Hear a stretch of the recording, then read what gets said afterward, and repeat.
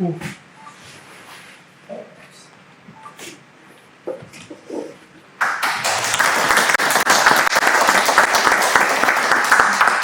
베토벤을 말하다, 베토벤을 연주하다. 세 남자가 있는 베토벤을 찾아와 주신 모든 여러분 진심으로 환영합니다. 저는 오늘 사회와 해설을 맡은 세 남자 중 한 남자 이재준입니다. 반갑습니다.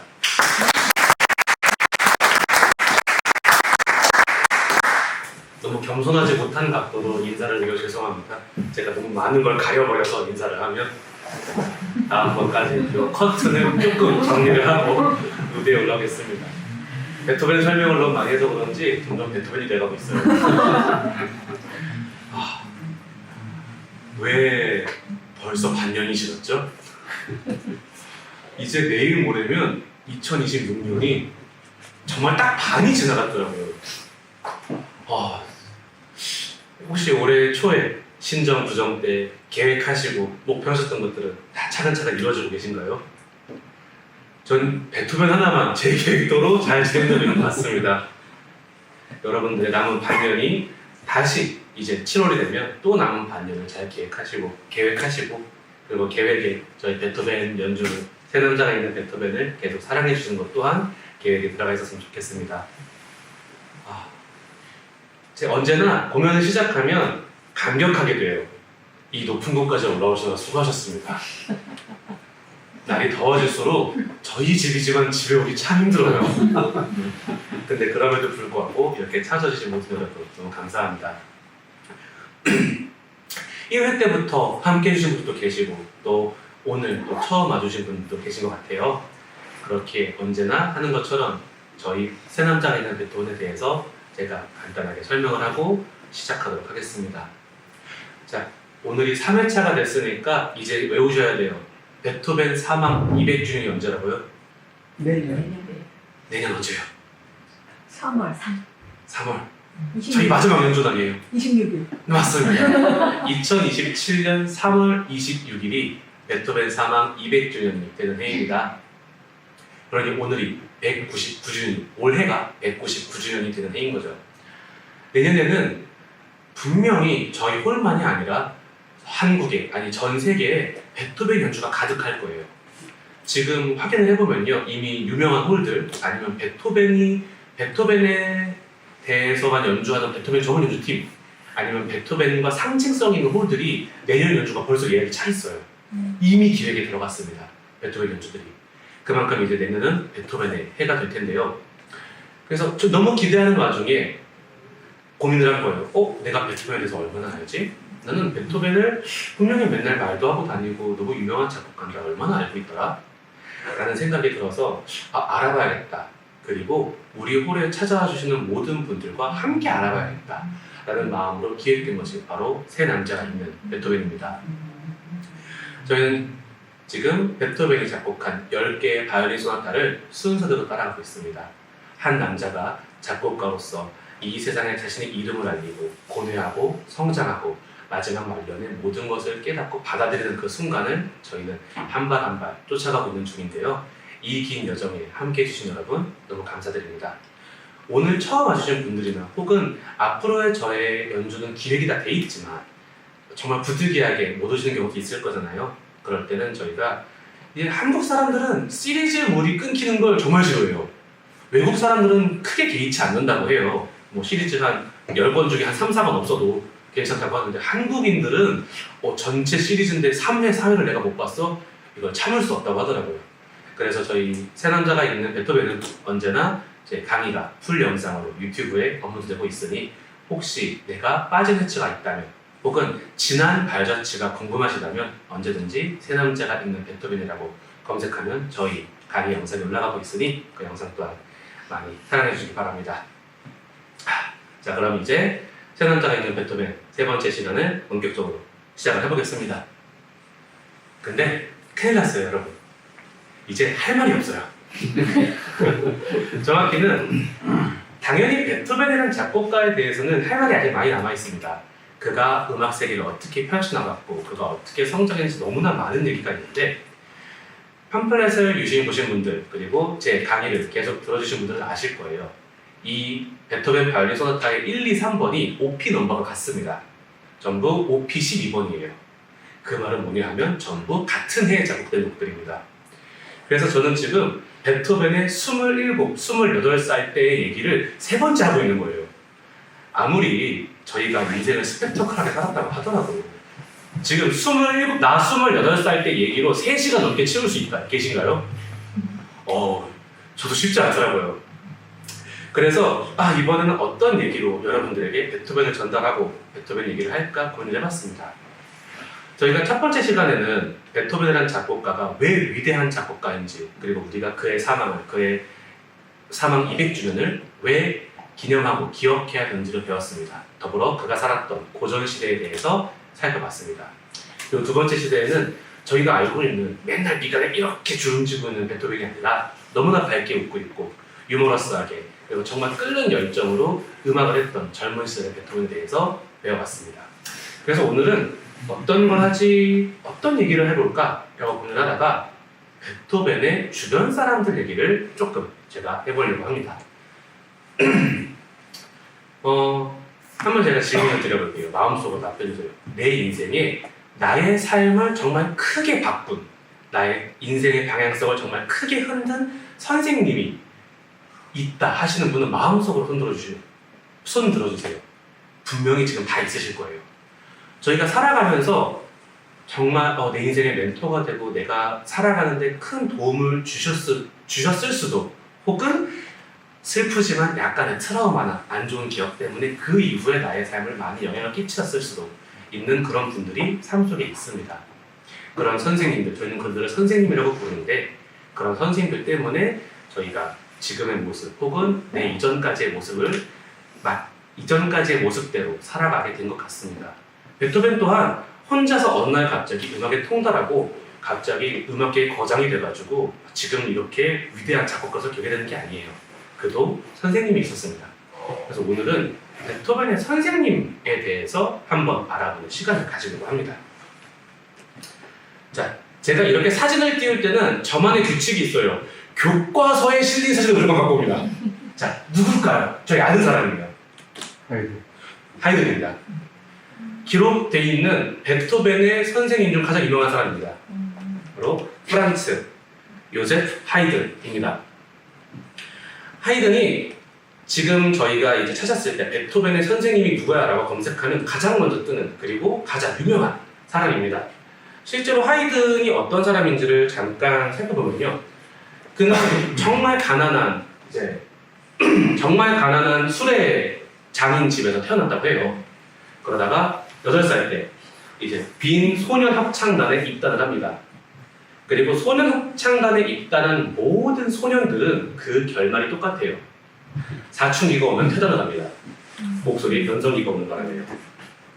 그러고 나서 1749년부터 60년까지 가난한 음악가 생활을 하게 됩니다. 보시면 아시겠지만 모차르트나 하이든처럼 막 4살, 5살 때 그 음악계에 등단해가지고 막 딱 등장해가지고 천재 소리를 듣고 최고의 연주를 들었던 사람이 아니에요. 그냥 어려서부터 가난했고 그냥 야금야금 천천히 음악계에 발을 들였던 사람입니다. 그러다가 하이든의 인생 첫 번째 전환기가 온 게 바로 에스테르하지 후작의 집에 이제 취직을 하게 돼요. 그 당시 궁정에 취직을 하게 됩니다. 그 궁정에서 30년의 시간을 이제 한 직장에서 몸을 담습니다. 평생 직장인 거죠. 실제로 하이든이 큰 성공을 거두고 나서 인터뷰였나요? 거기서 이런 말을 했다고 해요. 나는 아무것도 없는 곳에 갇혀 음악만 마주보는 생활을 했다. 그렇기에 이렇게 음악을 만들 수 있었다. 에스테르하지 후작의 궁정이 저 산 속에 박혀 있었대요. 주변에 아무것도 없었대요.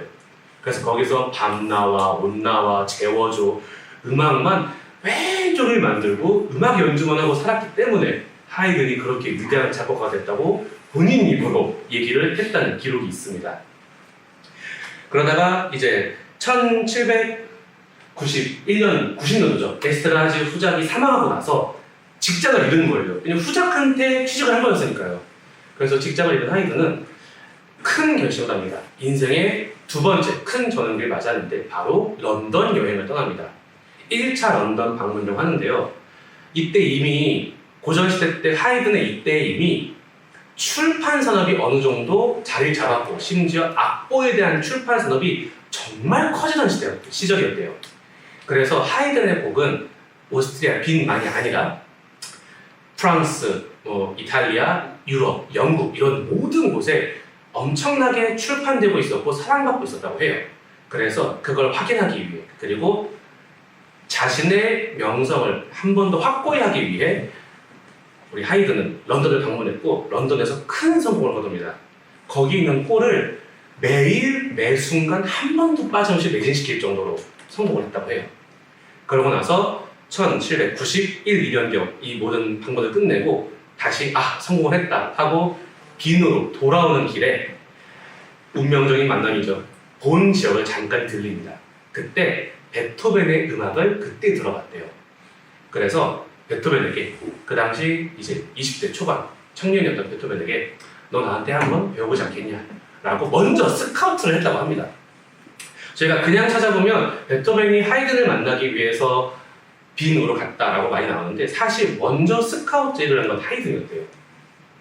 그래서 그 말을 들은 베토벤이 그해 11월에 빈으로 찾아가서 하이든의 제자로 들어갔다고 합니다. 그리고 베토벤에게 이제 많은 작곡 기술과 음악의 뼈대를 가르쳐준 선생님이라고 합니다. 실제로 베토벤은 출발하기 전에 남아있던 자신의 가족들과 친구에게 이렇게 말했다고 합니다. 모차르트의 정신은 하이든의 손에 의해서 나의 속에 깃들 것이다 라고 말을 하고 떠났다고 해요. 왜 이렇게 말했냐면 베토벤 본인이 모차르트를 정말 존경하고 만나고 싶어 했다고 합니다. 그리고 이미 하이든과 모차르트는 많은 교류를 했었고요. 가장 중요한 게 저희 모차르트는 비운의 천재로 유명한 게 1791년 이미 모차르트는 세상을 떠난 상태였습니다. 그래서 베토벤은 한 번도 모차르트를 만나본 적이 없대요. 그럼에도 계속해서 모차르트라는 작곡가를 위대한 선배를 너무나 선망하고 존경하고 있었다고 해요. 근데 그와 친분이 있었고 지금 당대 최고의 연주자로서 작곡가로서 자리매김하고 있는 하이든에게 배우게 된 기회가 모차르트의 정신이 하이든의 손에 의해서 당대 최고의 천재의 정신이 당대 최고 음악가의 손에 의해서 내 속에 들어올 것이다 라고 정말 마음속 깊이 감사하고 감동하며 기대하며 하이든에게 간 겁니다. 당대 최고의 작곡가 그리고 이미 천재로서 자리 잡아가고 있던 베토벤이 만났어요. 이 시너지가 최악이었대요. 기록에 남아있습니다. 둘이 진짜 안 맞았대요. 베토벤이 말하기를 하이든은 나에게 제대로 뭘 가르쳐준 적이 없다 라고 기록에 남아있습니다. 실제로 하이든이 너무 바빴대요. 이제 자기 후원해주던 에스트라다주 후작이 없으니까 자기가 자기 악가를 해야 되는 거예요. 그리고 이미 하이든은 그 당시에 60살이 넘은 원로 음악가였어요. 최고의 음악가였고요. 그러니 출판해야 되죠. 또 2차 런던 방문 준비해야 되죠. 여기저기 의뢰는 들어오죠. 너무 바빴대요. 그래서 제대로 난 교육을 받은 적이 없다 라고 말을 딱 했다고 합니다. 그럼 하이든은 뭐라고 했냐면 우리가 베토벤에 대한 언급을 찾아보면 어쩜 이렇게 한결같은지 모르겠어요. 그는 고집이 너무 세다. 베토벤은 고집 세단 말은 그의 모든 지인들이 다 아는 것 같습니다. 실제로 베토벤은 고집이 너무 셌고 하이든이 가르치는 것에 대해서 선생님 저 그거 아닌 것 같은데요? 200년 전에 자기 스승님한테 자기 업계 레전드한테 그렇게 반항을 했다고 합니다. 그래서 둘이 진짜 안 맞았대요. 그래서 실제로 가장 유명한 스승님이지만 베토벤이 하이든한테 실제로 교육을 받은 기간은 1792년 말이죠. 2년 말에서 3년 넘어갈 때부터 1794년까지 고작 1년 반 정도라고 해요. 그래서 베토벤은 다른 스승을 찾습니다. 내가 이 사람한테는 배울 게 없다. 뭘 더 배워야겠다. 다른 스승을 찾아야겠다. 라고 해서 찾은 사람이 이 사람입니다. 이분 맞히시면 굉장합니다. 저도 이 사실 처음 봤어요. 교과서에 실는지 모르겠습니다. 누구인지 아시겠나요? 정말 유명한 사람이에요. 자, 고전시대 하모베는 아닌데 유명한 사람 누굴까요? 우리 아는 사람입니다. 이 사람 살리에리. 안토니오 살리에리입니다. 자, 여러분 살리에리에 대해서 혹시 어떻게 알고 계신가요? 살리에리에 대해서 제가 보기엔 우리 지금 방문하신 분들이 영화를 별로 안 좋아하시는 것 같아요. 아마데우스라는 모차르트를 주제로 한 영화가 있어요. 그 영화에 살리에리가 나옵니다. 그러면 매 순간 모차르트를 질투하고 난 왜 저런 재능이 없지? 쟤는 뭔데 이렇게 잘났지? 왜 사람같이 하고 마지막에 마시던 차에 독을 타는 듯한 장면까지 묘사돼서 모차르트를 독살했다라는 루머까지 있습니다. 근데 뻥이에요. 저희가 보통 음악계에 갖고 있는 안 좋은 인식은 다 영화가 만든 겁니다. 대표적으로 파리넬리가 라샤키오 삐안가라는 노래를 부른 적이 없는데 영화에서 그 노래를 부른 게 나와가지고 사람들이 다 그 사람이 부른 줄 알아요. 부른 적이 없습니다. 살리에르는 애초에 모차르트를 전혀 질투할 이유가 없었어요. 당연히 사이도 너무 좋았고 독살할 이유도 없었습니다. 그 이유가 바로 이런 것 때문입니다. 살리에르는 1750년 고전시대가 시작하는 그때 이탈리아 상인의 자녀로 태어납니다. 그러다가 16살 때 오스트리아 빈으로 이동을 하고요. 이때 1770년대부터 80년대까지 고전시대 빈의 최고 오페라 작곡가였대요. 이게 어느 정도 최고였냐면요. 길 가다가 아무나 붙잡고 당신이 생각하는 지금 최고의 연주자가 누구야? 최고의 작곡가가 누구야? 라고 물으면 사람들이 딱 3명 뽑는데 연주자로는 모차르트, 작곡가로 하이든, 오페라로는 살리에리를 이길 수 없지 라고 모두가 대답할 정도로 그 당시 살리에리는 최고의 작곡가였습니다. 그리고 이때 살리에리가 황실 악장으로 취임하는데요. 이때 살리에리가 갖고 있던 하사받은 직함이 호프가펠 마이스터라는 직함이에요. 황제의 음악 책임자라는 뜻입니다. 그 나라 빈의 최고인 황제의 모든 음악을 담당하는 사람. 얼마나 높은 지위였는지 이름만으로 가늠이 될 정도로 정말 큰 성공을 누린 사람이었어요. 실제로 아마데우스라는 영화에서 보면 그 모차르트가 그 당시 황제와 황자 그리고 살리에리 앞에서 갑자기 막 연주를 해요. 개구쟁이처럼. 실제로 살리에리는 황제의 직속 신하였고 황궁에서 지냈기 때문에 그를 만나려면 글로 가야 됐대요. 그리고 당연히 질투할 일이 없었습니다. 이미 내가 지금 이 나라 최고인데 저기 지금 악동 같은 저 사고치는 남자를 뭐 하려고 질투를 합니까? 실제로 살리에리가 모차르트를 질투했다라는 기록은 그 어디도 남아있지 않습니다. 다만 왜 그런 말이 좀 돌았을까 고민을 해보면 일단 첫 번째는 저희가 하무베, 우리 고전시대 3대 음악가에 못 들어서는 것 같고요. 두 번째가 모차르트가 1750년생입니다. 모차르트랑 살리에리가 동갑이에요. 아마 우리 동갑내기였기 때문에 같은 시대에 같은 지역에서 최고의 위치를 다퉜기 때문에 아마 그런 루머와 그런 많은 소문들이 생기지 않았을까 싶습니다. 그래서 당시 빈 최고의 음악가였고요. 베토벤에게 이제 성악과 오페라를 가르쳤습니다. 살리에리는 지금 저희가 고전시대 최고의 사람이다 그리고 그의 음악이 전해진다는 아니에요. 실제로 살리에리 음악을 전공한 사람들도 들을 일이 잘 없습니다. 연주가 잘 안 돼요. 유행처럼 그 당시에 사랑받았던 음악이에요. 지금 사랑받을 만한 음악이 아니다 보니 그리고 하이든, 모차르트, 베토벤처럼 음악의 역사를 통으로 뒤집을 만한 작곡을 한 건 아니다 보니 그의 음악이 지금 연주되지는 않지만 그는 한 가지 정말 위대한 게 있습니다. 당대 최고의 오페라 작곡가인과 동시에 당대 최고의 선생님이었습니다. 그의 많은 제자들 중 저희가 이름 아는 사람들만 추리면 이 사람들입니다. 베토벤, 슈베르트, 체르니, 리스트가 전부 다 이 살리에리의 제자였다고 기록이 남아 있습니다. 물론 이 네 사람, 베토벤과 슈베르트, 체르니와 리스트는 이제 태어난 시대도 살았던 시대도 조금씩은 달라요. 그렇다 보니 다 같이 저희가 이렇게 있는 것처럼 다 같이 한 교실에 모아놓고 자 이게 도야, 이게 미야 이런 교육을 받은 건 아니에요. 그 당시는 한 명 한 명 내 제자처럼 이렇게 들여서 가르치던 때였고 1대1 개인 레슨이 가장 많은 형태였기 때문에 각각의 사람들을 각각 다른 기간 동안 가르쳤다고 합니다. 실제로 리스트가 들어는 가는데 리스트를 제대로 가르친 기간이 몇 달 안 된대요. 그러나 유명한 사람이기 때문에 제가 또 넣어놨고요.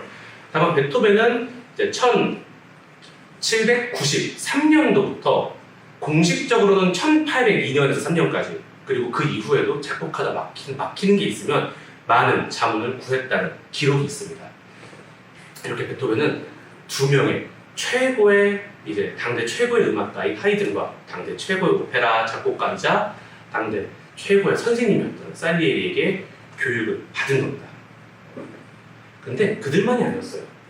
이제 제가 아예 물어보지도 않습니다. 맨 왼쪽은 누군지도 몰라요. 자, 저도 찾아보면서 처음 봤는데 이름은 없습니다. 알베르 히츠베르거라는 사람인데 이 사람은 누구냐면요.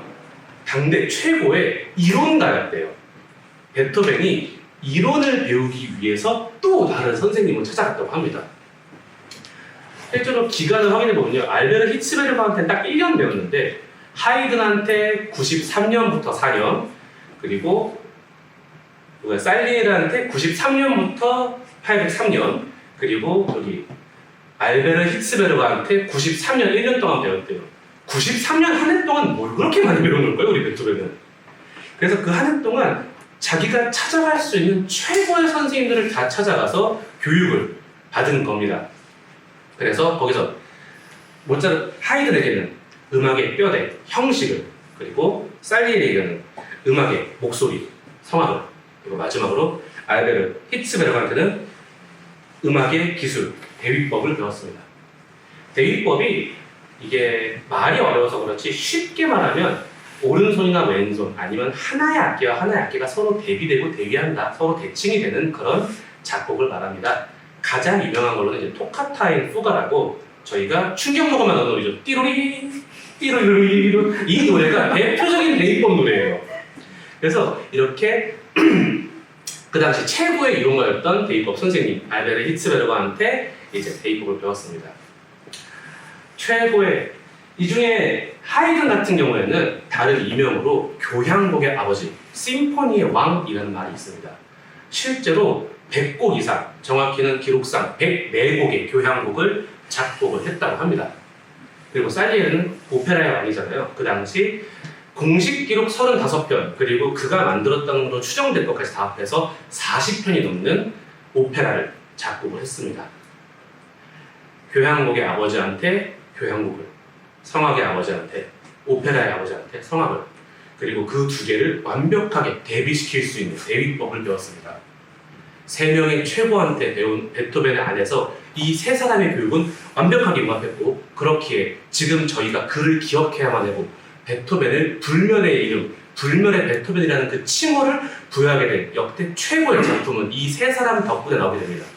바로 교향곡과 합창, 그리고 대위가 완벽하게 이루어지는 곡, 심포니 넘버 9, 코랄, 합창입니다. 베토벤의 합창 교향곡은 어느 순간 그냥 노래 같이 하면 좋지 않아? 이렇게 나온 게 아니에요. 당대 교향곡의 아버지와 오페라의 신과 대위법을 가장 잘 가르치는 최고의 이론가의 교육을 그 베토벤이라는 천재가 완벽하게 받아들이고 흡수하고 그것을 내 음악에 완벽하게 녹여낸 그 결정체가 지금 우리가 언제 들어도 환희하게 되고 어느 순간에든 찾게 되는 지금 베토벤의 가장 사랑받는 넘버, 심포니 넘버 9, 코랄, 합창 교향곡입니다. 실제로 이 곡은 지금도 너무 사랑받는 곡이고요. 한동안 고전시대의 맨 끝에 이제 베토벤이 살았어요. 이 이후에 많은 작곡가들이 교향곡을 당연히 도전했고 9번의 저주라는 말까지 나왔습니다. 왜냐하면 교향곡은 차츰차츰 작곡을 하다가 9번을 도저히 완성할 수 없었다고 해요. 모든 작곡가들이. 왜냐하면 나의 음악의 최고 선배인 베토벤의 9번을 난 넘을 수 없다 라고 해서 중간에 작곡을 포기한 사람들도 있고요. 작곡을 강행하다가 9번을 완성하기 전에 죽은 작곡가가 너무나 많습니다. 9번의 저주라고까지 불린 지금 음악 역사상 가장 위대한 작품, 그 9번은 베토벤이 각기 다른 나의 인생을 크게 뒤흔들었던 선생님들의 그 교육이 있었기 때문에 가능한 것 같습니다. 오늘 이렇게 제가 베토벤이 아니라 사실 베토벤 외적인 사람들에 대한 설명을 많이 해봤어요. 다만 베토벤이 앞으로 실제로 베토벤이 교육을 받았던 시절은 이때가 끝입니다. 이후로는 본인이 작곡가의 세계를 넓혀가고 본인 연주자로서 계속해서 삶을 살아가게 돼요. 다만 이 20대 초반 가장 많은 걸 익혀야 되고 가장 많은 공연을 쓸 그 시기에 정말 위대한 선생님들을 만났기에 우리가 지금 듣고 있는 그런 정말 뛰어난 곡들이 만들어졌다는 것을 여러분들께 알려드리고 싶었고 어쩌면 이미 만났어요. 앞으로 우리가 만나게 될 선생님들, 또 내가 언젠가 누군가의 그런 선생님이 되었으면 좋겠다는 마음으로 이런 강의를 준비를 해봤습니다. 그래서 이렇게 한창 교육을 받고 있던 시절 나왔던 곡이 지금부터 연주된 피아노 소나타입니다. 이때 한창 공부하고 한창 많은 걸 받아들이던 베토벤은 과연 또 어떤 피아노 곡을 썼는지 지금부터 피아니스트 김공균 선생님의 손으로 들어보도록 하겠습니다. 박수로 맞아 듣겠습니다.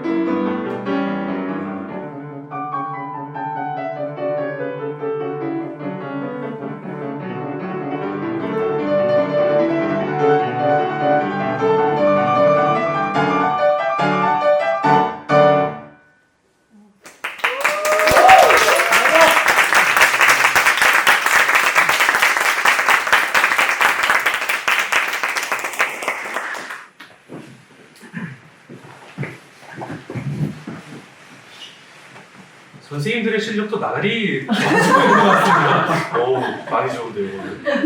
유독부터. 베토벤 피아노 소나타, 오피 10의 3번이죠. 베토벤의 피아노 소나타가 실제로 고전 시대의 많은 피아노 소나타 중에 제일 어렵다고 해요. 그 이유가 본인이 피아니스트로 데뷔를 해서 당대 최고의 피아니스트였습니다. 유독 피아니스트들이 작곡한 곡들이 많이 어려워요. 자기가 치려고 작곡해가지고. 근데 점점 멋있는 연주를 해주셔가지고 제가 또 한 번 감동을 받습니다. 이 시간이 이제 소나타가 하나 끝나고 메인 디시를 걷기 전 이 시간이 전 제일 긴장됩니다. 제가 호기롭게 여러분들에게 음악 지식을 하나씩 알려드릴게요 라고 말을 했는데 생각보다 말할 게 많이 없어요. 그래서 오늘은 어떤 거를 말씀드릴까 하다가 지금 타이밍에 꼭 말해야겠다 싶은 게 하나 떠올라가지고 지금부터 얘기를 해볼까 합니다. 자, 저희가 첫 번째 시간에는 제가 어떤 거를 여러분들께 알려드렸죠? 네, 오피 넘버, 오프스 넘버에 대해서 제가 설명을 드렸습니다. 작품 번호가 이렇게 매겨진다. 실제로 그래서 한 작품 번호다 보니까 그 안에 여러 개의 곡이 들어가기도 한 거를 저희 베토벤 소나타 1, 2, 3번이 오피 번호 하나로 묶여있는 걸 보면 가장 쉽게 알 수 있습니다. 그리고 지난 시간에는 제가 소나타가 정확히 무엇인지 제가 알려드렸어요. 단순히 칸타타와 소나타가 나눠서 기악곡이다 수준이 아니라 그 형식을 갖고 있는 고전 시대의 최고의 발명품, 가장 최고의 이제 음악적 형식이다라고 제가 말씀을 드렸습니다. 오늘 여러분들한테 소개해드릴 말은 이제 음악 공연을 좋아하시거나 혹은 이제 이런 음악 관련 교육을 보시는 분들 아니면 팜플렛을 꼼꼼히 읽어보시는 분들은 한 번쯤 봤을 내용입니다. 바로 헌정입니다. 독일어로는 이제 비트뭉이라고 말을 하고요. 영어로 데디케이션이라고 말을 합니다. 헌정. 사실 저희가 일상생활에서는 쓸 일이 있나요? 저는 써본 적이 많이 없는 것 같은데 음악계에서는 되게 많이 씁니다. 그냥 이제 의미를 보면 A라는 작곡가가 B라는 사람에게 이 사람에게 이 곡을 헌정합니다 라고 그냥 말을 하는 약간 프레젠트 같은 이제 선물 같은 그런 느낌입니다. 그리고 저희가 굳이 누가 누구에게 헌정했다라고 쓰여있는 팜플렛을 보면 되게 멋진 게 많아요. 대표적으로 낭만시대 최고의 로맨티스트죠. 이제 슈만이 클라라에게 나의 사랑하는 그녀에게 헌정합니다라는 곡이 있습니다. 실제로 그렇게 써있대요. 맨 앞에 내가 사랑하는 그녀에게 바치는 노래라고 해가지고 선물을 하기도 해요. 혹은 내가 너무 존경하는 사람한테 이렇게 누구누구에게 드립니다 라고 헌정을 했습니다. 너무 낭만적인데 그건 낭만시대여서 그래요. 사실 헌정은 그렇게 낭만적인 일이 아닙니다. 헌정은 약간 굳이 따지면 뇌물 같은 거예요. 약간 로비스트들이 하는 약간 그런 거였습니다. 지금 아마 제가 어떻게든 다 넣으려고 표로 정리하다 보니 이제 세세하게 보이진 않을 거예요. 이게 어떤 표냐면요. OP 1번부터 OP 12번까지 베토벤이 각각 자신의 곡을 누구에게 헌정했는지를 제가 정리해 놓은 겁니다. 그래서 1번부터 12번까지 있는데요. 이 중에 8번만 헌정 대상이 없습니다. 8번이 희망을 노래한 가곡인데요. 자기의 희망을 누구한테 주기 싫었던 건지 이것만 누구에게 헌정하지 않았고요. 모든 곡을 헌정했습니다. 첫 번째 보면 라이노프스키라는 사람한테 헌정을 했어요. 이게 누구냐면요. 그 당시 베토벤이 머물고 있던 귀족집의 이제 집 주인입니다. 귀족이에요. 그 사람한테 헌정을 했고요. 두 번째, 오피 2번은 자신의 첫 스승이죠. 그 당시에 아직 사이 틀어지기 전에 아직 존경하고 있었던 자신의 선생님에게 헌정을 했습니다. 그리고 그 아래 쭉 보면 저도 글씨가 안 보여요. 뭐 요한 게오르그 폰 브라운, 프란츠 폰 프리스, 프리드리히 빌헬름 정말 다양한 사람들이 있는데요. 전부 다 그 당시 유럽 빈 지역에서 음악에 많이 투자를 하고 힘을 썼던 그런 귀족들입니다. 제가 첫 시간에 말씀드렸을 거예요. 베토벤이 귀족 진짜 싫어했다고. 근데 대부분의 곡을 다 귀족한테 헌정을 했어요. 왜냐하면 이게 약간 그런 겁니다. 옛날에 예능이나 그런 거 있잖아요. 너 누구 알아? 너 무슨 동네 무슨 형님 알아? 약간 그런 개그 있잖아요. 그런 것처럼 내가 이 귀족과 내가 이 사람과 아는 사이야 라는 표시였대요. 그래서 헌정은 단순히 내가 작곡을 싹 해가지고 예쁘게 들고 쫙 가가지고 선물입니다 이게 아니라요. 출판할 때 작품 맨 앞에 써 있습니다. 이 곡은 베토벤이 누구에게 헌정하였음이라고 써 있습니다. 그렇게 써가지고 몇백 권, 몇천 권을 이제 출판을 하는 거예요. 즉 귀족들에게는 내가 지금 당대 최고의 스타인 베토벤이 이렇게 나를 좋아해 라는 거였고요. 베토벤에게는 내가 이 귀족과 이 사람과 친분이 있는 나름 힘 좀 있고 어디 가서 꿀리지 않는 사람이야 라는 게 바로 그 당시 헌정이었습니다. 대부분의 헌정이 다 그랬대요. 그래서 저희가 보통은 이제 팜플렛에 누구에게 헌정되었음이라고 써 있는 건 낭만적이고 좀 멋있어 보이니까 써놓은 거고요. 보통 우리가 안 써 있어도 굳이 누구에게 헌정하였습니다 안 써 있어도 이미 누군가에게 헌정한 곡입니다. 왜? 내가 그 사람한테 잘 보여야 했으니까요. 그래서 이게 헌정될 때는 잘 보면 이게 굳이 설명에 나와 있대요. 앞으로 여러분들이 많은 클래식 공연을 보러 가시거나 팜플렛을 읽으셨을 때 누구에게 헌정되었다고 써 있으면 이 사람이 둘 중 하나입니다. 작곡가한테 진짜 소중한 사람이었구나. 혹은 그 당시 힘 좀 쓰는 사람이었구나 라고 생각하시면 될 것 같습니다. 근데 이렇게 끝내면 조금 고전시대는 너무 다 실리주의 같잖아요. 그래서 고전시대 헌정 중에 제가 제일 좋아하는 헌정 내용을 하나만 소개해드리고 저는 물러가도록 하겠습니다. 제가 아까 말씀드린 것처럼 모차르트는 1791년에 이미 사망했습니다. 1750년생이었던 모차르트가 1791년 사망을 했으니까 41살, 정말 짧은 삶을 살다가 마감을 한 겁니다. 그 당시 이미 최고의 연주자였고 동, 음악을 하는 장난꾸러기라는 별명을 갖고 있었던 모차르트가 가장 존경한 사람은 하이든이었어요. 실제로 하이든을 많이 찾아갔었고 하이든 또한 모차르트의 음악을 듣고 가르침을 주러 갔다고 합니다. 실제로 모차르트의 아버지에게 하이든이 그 아이는 천재이고 정말 위대한 작곡가이니 분명히 나와 어깨를 나란히 할 사람이 될 거다라고 아버지에게 직접 말했을 정도로 그를 아꼈대요. 그러다가 모차르트가 이제 많은 곡을 작곡하던 중에 딱 하나 정말 유명한 곡이죠. 하이든 쿼르텟이라는 쿼르텟 곡을 작곡을 합니다. 이름이 하이든 쿼르텟은 아니지만 하이든 쿼르텟이라고 불리는 이유는 그 곡을 그 당시 하이든에게 헌정합니다. 그 둘은 딱히 그 당시까지만 해도 막 그렇게 스승관계는 아니었어요. 그리고 물론 하이든이 어느 정도 성공하긴 했지만 굳이 잘 보여줄 필요가 없었습니다. 왜냐면 모차르트는 이미 크게 성공했었으니까요. 소설을 쓰시는 분들한테 소설은 자기 자식 같은 거잖아요. 그림을 그리시는 분들도 자기가 그린 그림은 내가 낳은 자식 같은 걸 거예요. 작곡가도 똑같습니다. 내가 작곡한 이 곡은 나의 정말 피부치 같고 내가 인고의 시간을 견뎌내서 낳은 내 아이입니다. 내 자식입니다. 그래서 실제로 모차르트가 그 쿼르텟 곡을 하이든한테 헌정하면서 편지를 썼다고 합니다. 친애하는 하이든에게 내가 너무나 사랑하는 나의 자식을 그대에게 맡기니 내 자식이 더 올바르게 될 수 있도록 더 나아질 수 있도록 마지막 마무리를 부탁드립니다. 라고 하면서 거의 다 완성됐지만 마지막을 찍지 못한 그 쿼르텟을 하이든에게 헌정을 했고 하이든은 그 편지를 받고 깊게 감명해서 그 곡을 마무리 지었다고 합니다. 그만큼 헌정이란 건 어느 순간에는 실리이고 어느 순간에는 실질적인 이유 때문이지만 그러나 그 속을 정말 깊게 파고들면 이렇게나 그 안에 많은 사랑과 낭만과 또 그런 로맨틱한 숨어있구나를 알 수 있는 것 같아서 이런 걸 보고 찾을 때마다 너무 행복한 것 같습니다.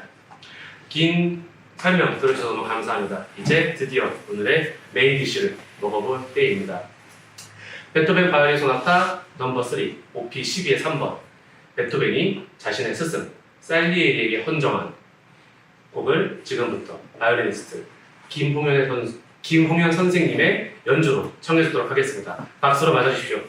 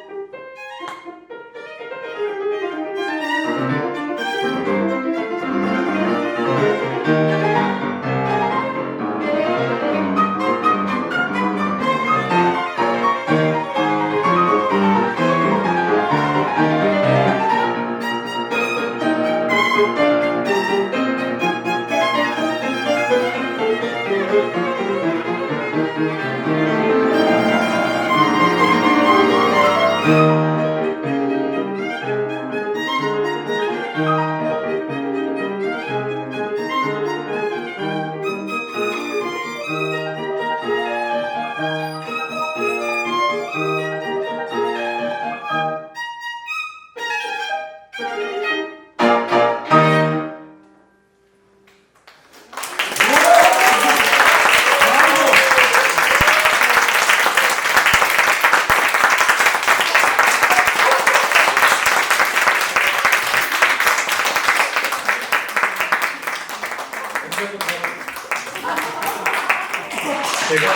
기필코 이 10회가 끝나기 전에 꼭 인터뷰 성공시키겠습니다. 들을 때마다 참, 감동이. 사실 지금 아시는 분들은 아시겠지만 그 선생님들이 제일 바쁜 시즌이에요. 대학교 입시 딱 시작할 시기이고 대학교들 이제 기말고사 시즌이어서 학생들 레슨하시기 아마 반주제 너무 볼 시간인데 하필 그때 제일 어려운 곡이 걸렸대요. 그래서 너무 힘들다면서 오늘도 올라오기 전에 할 수 있을지 모르겠다 대추가 내려올 거라고 이렇게 잘하시면서 진짜 매번 속습니다. 그러나 언제나 매번 제가 선생님들을 믿으며 이렇게 하고 있습니다. 자, 보통 자꾸 뒤에서 빨리 다음 진행을 하려고 어쨌든 사실 원래 늘 연주 시간이 전체 공연 시간이 조금 부족한 것 같아서 앵콜을 준비하는데 요즘 제가 딱딱 끊고 있어요. 하지만 시간이 딱 맞았지만 그럼에도 불구하고 선생님들 앵콜을 안 들어볼 수 없잖아요. 마지막 앵콜곡 박수로 청해 듣고요. 저는 이만 물러가도록 하겠습니다. 베토벤을 말하다, 베토벤을 연주하다, 새 남자가 있는 베토벤. 지금까지 이재준이었습니다. 감사합니다.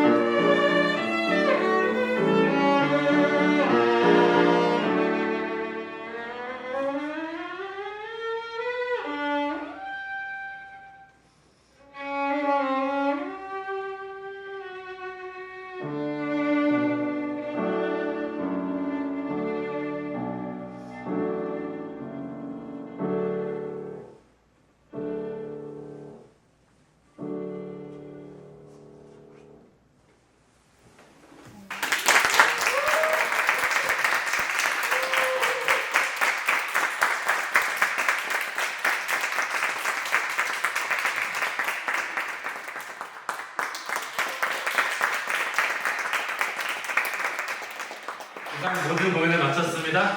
편하게 쉬시다가 또 기대를 감사하겠습니다. 감사합니다.